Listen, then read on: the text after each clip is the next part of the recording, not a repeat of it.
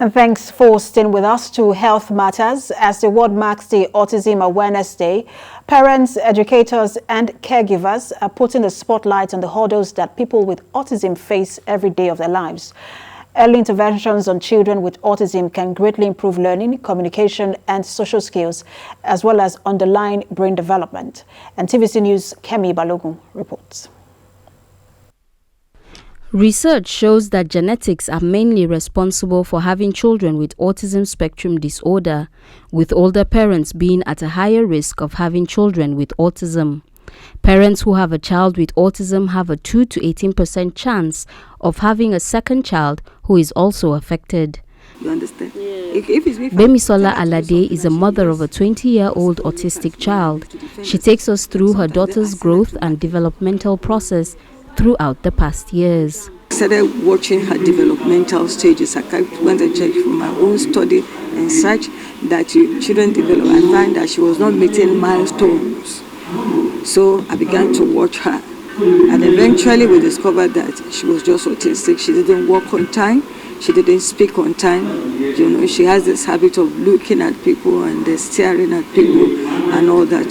She has all the perfect physical development.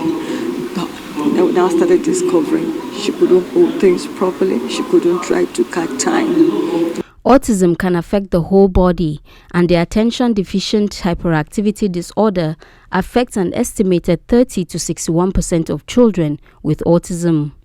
Although there are a lot of challenges associated with raising children or people living with autism, they can still be gifted on other things.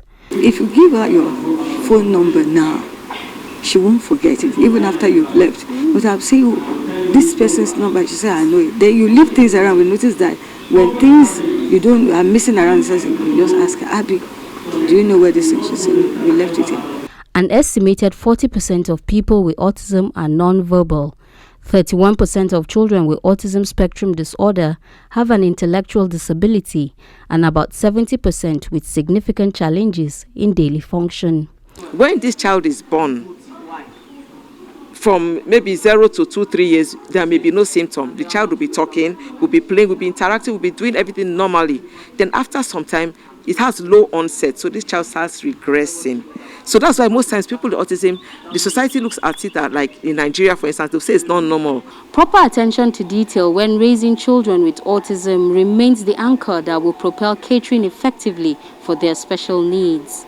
Early intervention can improve learning, communication and social skills, as well as underlying brain development. Many children affected by autism also benefit from other interventions such as speech and occupational therapy.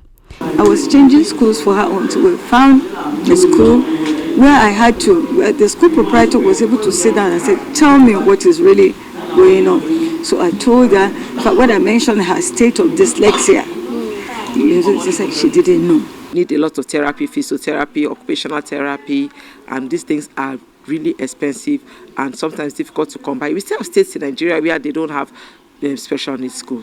Developmental regression or loss of skills such as language and social interests affect around 1 in 5 children who will go on to be diagnosed with autism, and typically occurs between ages 1 and 3. Kemi Balogun, TVC News, Abuja.